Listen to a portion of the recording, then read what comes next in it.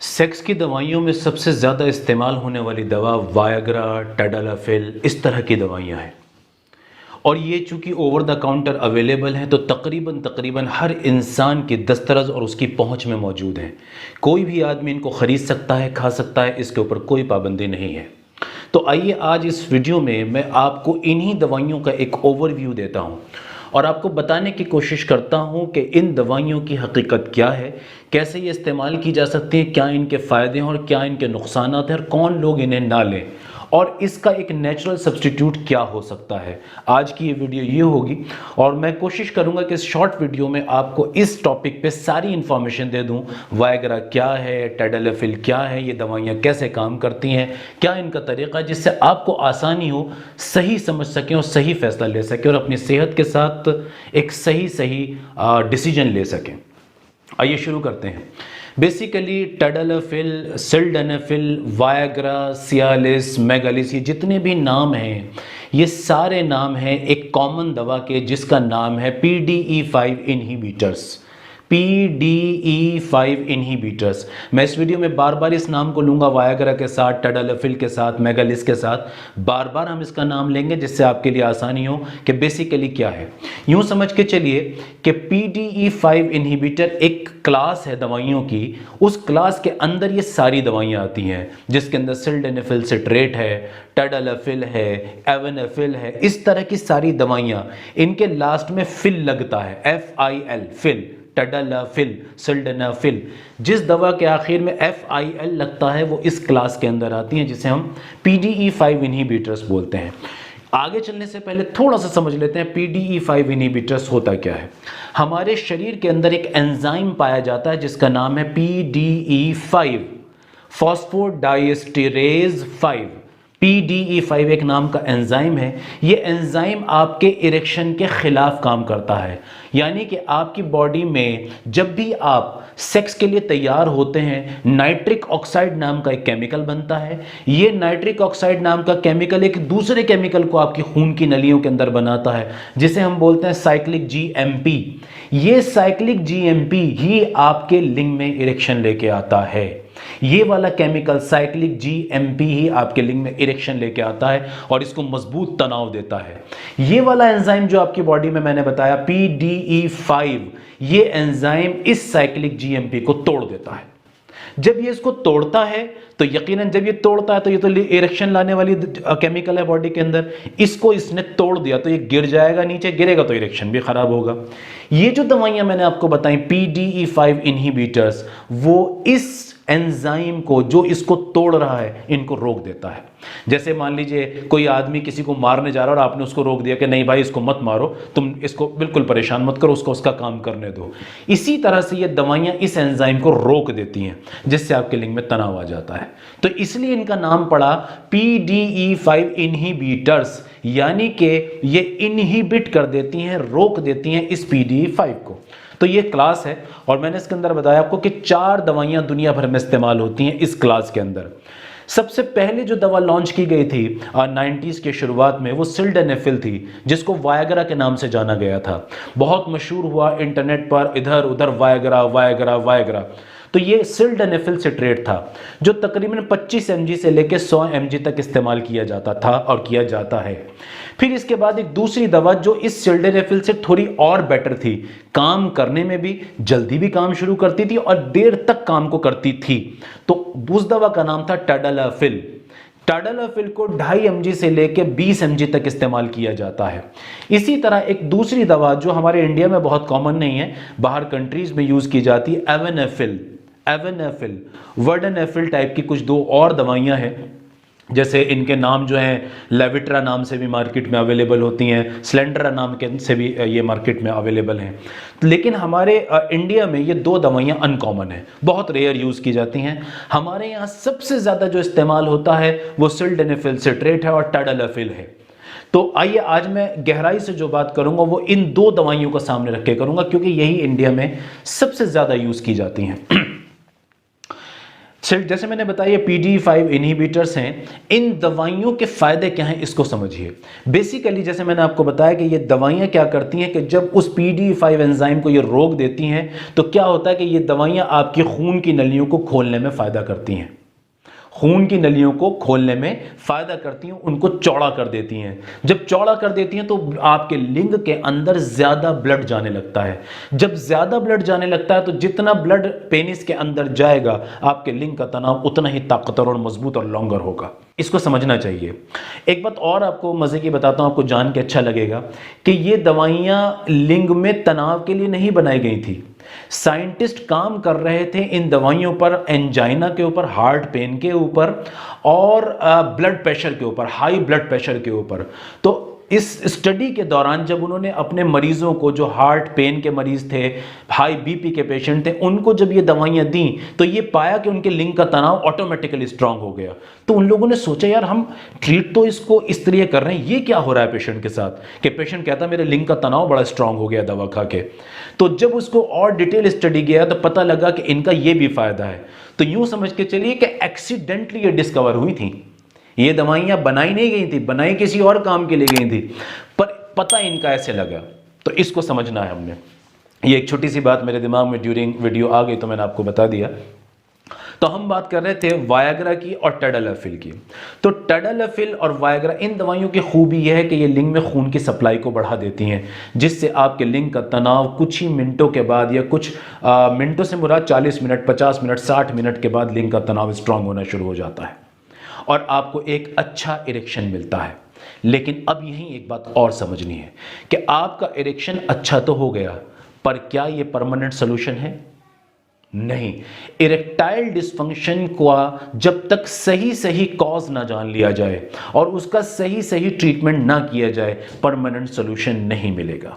ये दवाइयां आपको टेम्परेरी फायदा तो पहुंचा सकती हैं और पहुंचा रही हैं, और वाकई बहुत अच्छा काम भी करती हैं। ना उम्मीद आदमी को फौरन उम्मीद जगा देती हैं, परेशान आदमी की परेशानी को फौरन ख़त्म कर देती हैं और उसको इरेक्शन दे देती हैं, लेकिन ये परमानेंट सॉल्यूशन नहीं है। परमानेंट सॉल्यूशन तो वही होगा जो बीमारी के कारण को खत्म करे। आइए आगे चलते हैं। तो जब इन दवाइयों से ब्लड सप्लाई खुलती है, लिंग का तनाव ताकतवर हो जाता है, तो यकीनन इरेक्शन अच्छा होता है। इसी चीज के लिए इसको इस्तेमाल किया जाता है और ये ओवर द काउंटर अवेलेबल है।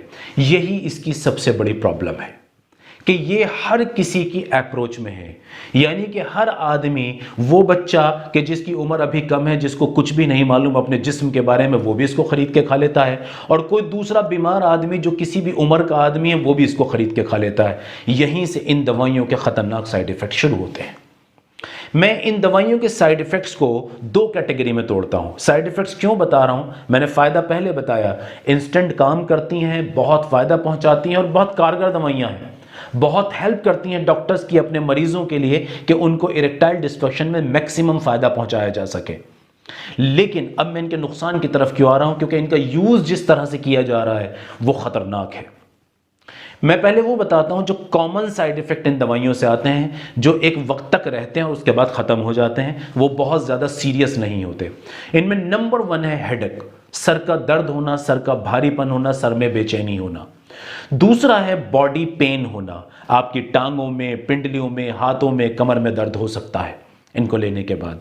तीसरा है नाक का बंद हो जाना, जैसे कोल्ड में सिम्टम्स आते हैं ना, नाक स्टफी हो जाती है, सर भारी हो जाता है, बदन गिरा गिरा सा रहता है, इस तरह के साइड इफेक्ट्स इसके अंदर आ सकते हैं।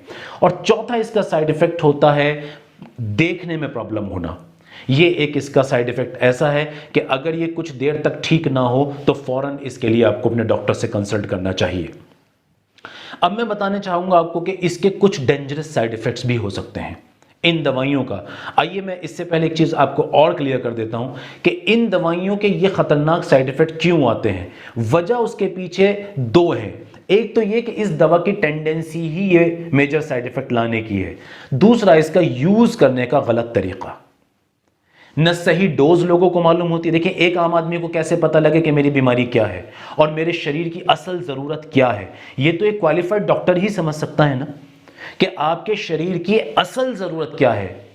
कुछ लोग अक्सर क्या होता है, आपको हैरत होगी जान के कि अक्सर इन दवाइयों को, टैडलाफिल को, वायाग्रा को, इनकी ट्रिपल डोज में इस्तेमाल किया जाता है, जबकि उसी आदमी के लिए 1/3 डोज भी काम कर सकती है।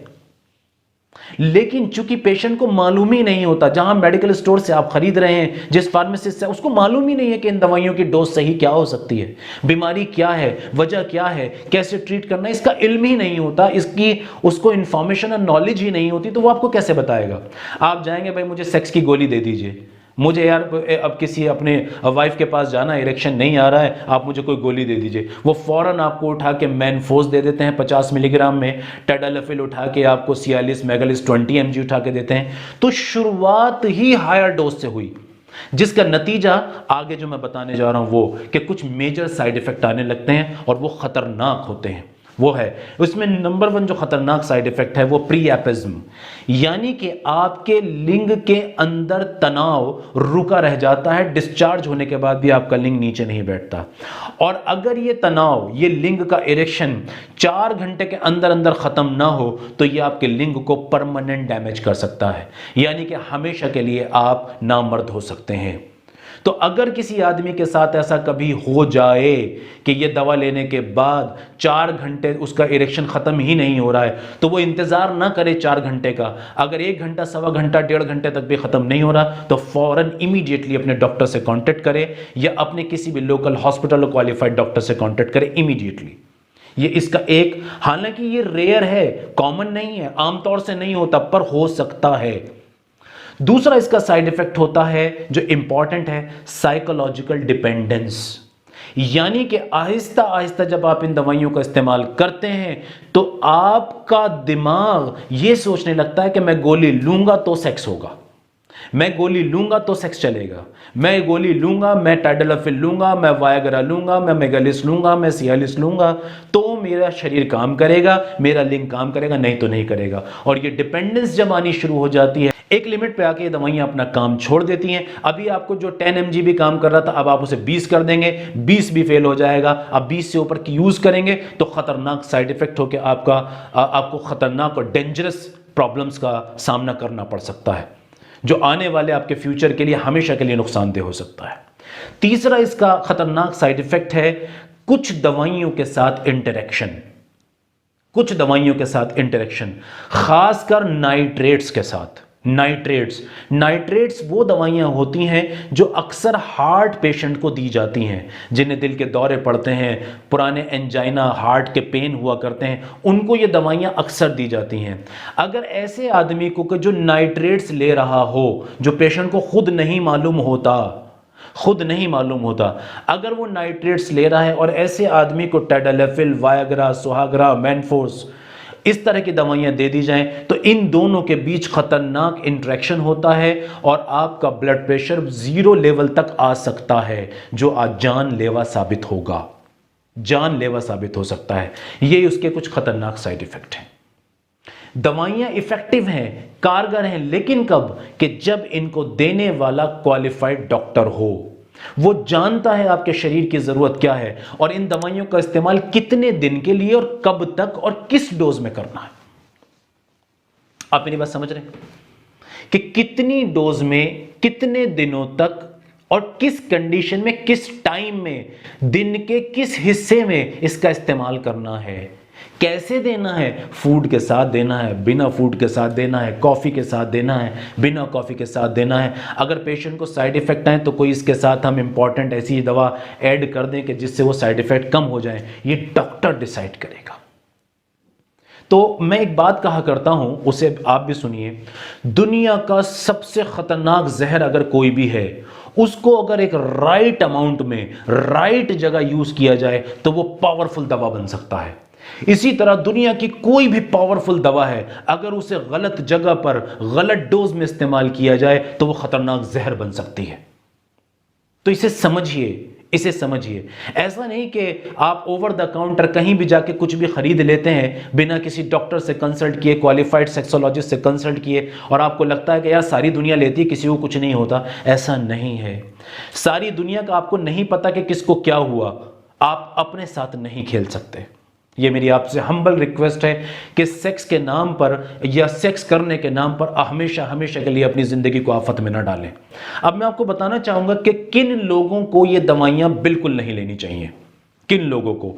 हालांकि ये डॉक्टर डिसाइड करता है कि वायग्रा, मैनफोर्स, सियालिस, मेगालिस, टेडलफिल, वनलफिल ये दवाइयाँ किसको दी जाए और किसको नहीं, ये डॉक्टर एग्जैक्टली डिसाइड करता है। लेकिन मैं यहाँ कुछ इंपॉर्टेंट चीज़ें बता रहा हूँ कि किन लोगों को इनका इस्तेमाल बिल्कुल नहीं करना चाहिए।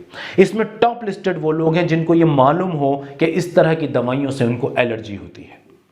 अगर आपको कभी जिंदगी में दवा लेके इससे एलर्जी हुई थी कि जैसे बदन में खुजली का होना, होंठों का सूज जाना, आंखों से पानी का आना या घबराहट और बेचैनी का होना, तो ये लोग इसे बिल्कुल दोबारा ट्राई ना करें बिना डॉक्टर की सलाह के, हरगिज भी, ये जानलेवा हो सकता है। नंबर 2 है वो लोग जो नाइट्रेट्स ले रहे हैं, जैसे मैंने अभी बताया कि जिनको ये पता है कि मैं हार्ट का पेशेंट हूं, मेरी कुछ दवाइयां चल रही हैं, बिना डॉक्टर की सलाह के छुए बिना इस गोली को।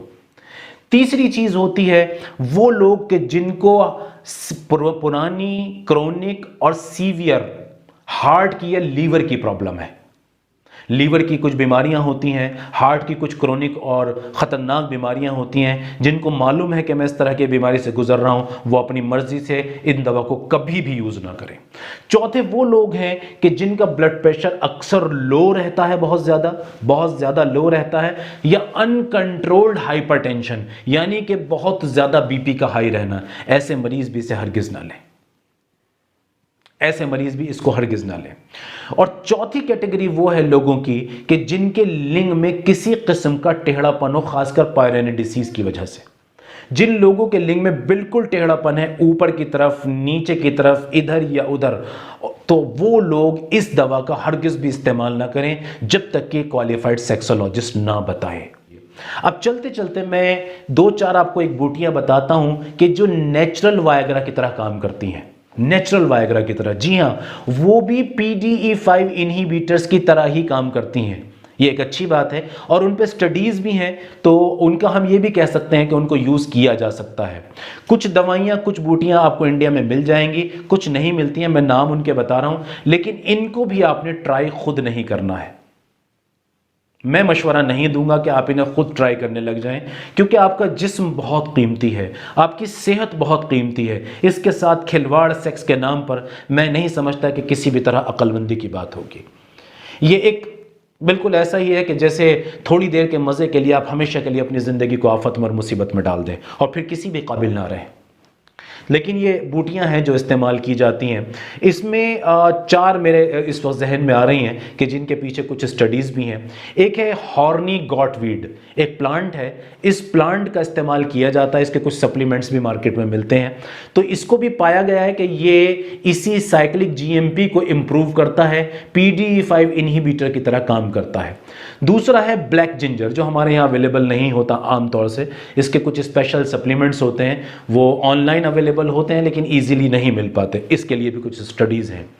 इसी तरह से ऑसेज ऑरेंज, ये भी एक बूटी है, तो इसका काम भी PDE5 इनहिबिटर की तरह है। हाँ, हमारे इंडिया में जो कॉमन दवा है जो मिल जाती है और जिसका हमारा तजुर्बा है कि जवान लड़के जिनको कोई दूसरी बीमारी और नहीं है वो यूज़ करते हैं तो फ़ायदा होता है, वो है ट्रिब्यूलिस टेरेस्ट्रिस, ट्रिब्यूलिस।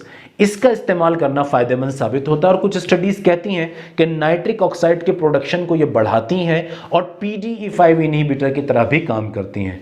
तो ये एक ऐसी बूटी है जो हम आम तौर से यूज़ कर लिया करते हैं और इसका फ़ायदा भी पहुंचता है लोगों को। और एक जवान लड़का जिसको आगे पीछे कोई और बड़ी बीमारी नहीं है, वो अगर इसका यूज़ करे सही अमाउंट में तो उसको फ़ायदा भी होगा बिना किसी नुकसान के, इसे यूज़ किया जा सकता है। इसके अलावा मैं चलते चलते 2-3 इंपॉर्टेंट बातें आपको और बताता हूँ। वायग्रा और टैडलाफिल से जुड़ी जो बातें थी वो तो तकरीबन मुकम्मल हुई कि किस तरह से इनको यूज़ करना चाहिए और कैसे करना चाहिए। इरेक्टाइल डिस्फंक्शन में एक बात को और समझिए, जैसे मैंने बताया कि ये दवाइयाँ फ़ायदा करती हैं, ये दवाइयाँ बहुत फ़ायदेमंद हैं, फ़ायदा करती हैं, लेकिन सही डॉक्टर के सुपरविज़न में। लेकिन ये आपकी बीमारी का परमानेंट इलाज नहीं है। जैसे मैं एक एग्जांपल देकर समझाता हूँ।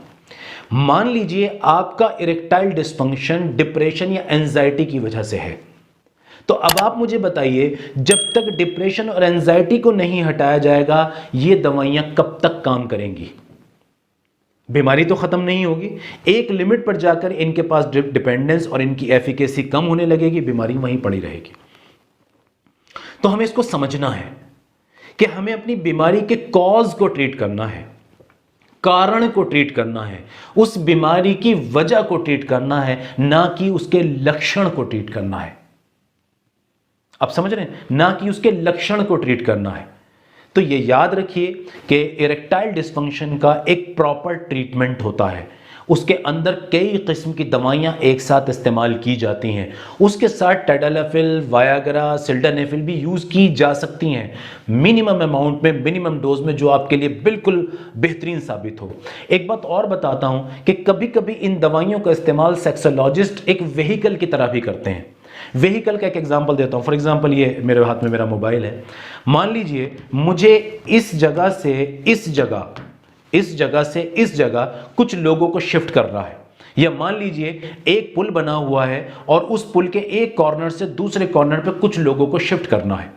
तो अब एक तरीका तो यह है कि हमारे एक आदमी से कहें कि भाई एक एक करके ये पुल क्रॉस करो, या एक दूसरा तरीका यह है कि हम कोई एक कार लाएं, एक गाड़ी लाएं या कोई एक बस लाएं जिसमें हम उन लोगों को बिठाएं और एक ही बार में ये पुल क्रॉस करा दें सारे लोगों को। तो देखिए, ये जो पुल क्रॉस हुआ है, ये जो सारे लोगों ने एक साथ पुल को क्रॉस किया, वो एक व्हीकल के जरिए किया है, उस बस के जरिए किया है। जैसे हम अपनी गाड़ियों को भी कहते हैं ना, कार, बस, ट्रक, ये व्हीकल्स हैं। तो कभी कभी क्वालिफाइड सेक्सोलॉजिस्ट वायाग्रा को, टैडलाफिल को व्हीकल की तरह भी यूज करते हैं, यानी कि इसके ऊपर, आसान जबान में बता रहा हूं, इसके ऊपर हम कुछ काम की दवाइयां रखते हैं और चूंकि ये लिंग की खून की सप्लाई को बढ़ाता है, तो सीधा उन दवाइयों को लिंग तक ले जाता है और रिपेयर करा देता है। लिंग के टिश्यूज को, लिंग की नसों को, लिंग की नलियों को, लिंग की सॉफ्ट स्पॉन्जी टिश्यूज को ये रिपेयर करवा देता है जल्दी से। तो ये भी इसका एक बेनिफिट है जो क्वालिफाइड सेक्सोलॉजिस्ट यूज करते हैं। उम्मीद है बात समझ में आई होगी। मैंने एक ओवरव्यू आपको दिया है और इसके अंदर बात को ख़त्म करने की कोशिश की है। आइंदा आने वाले वक्त में हम डिटेल वीडियोस भी इस पर कर सकते हैं ज़रूरत के हिसाब से। Thank you very much.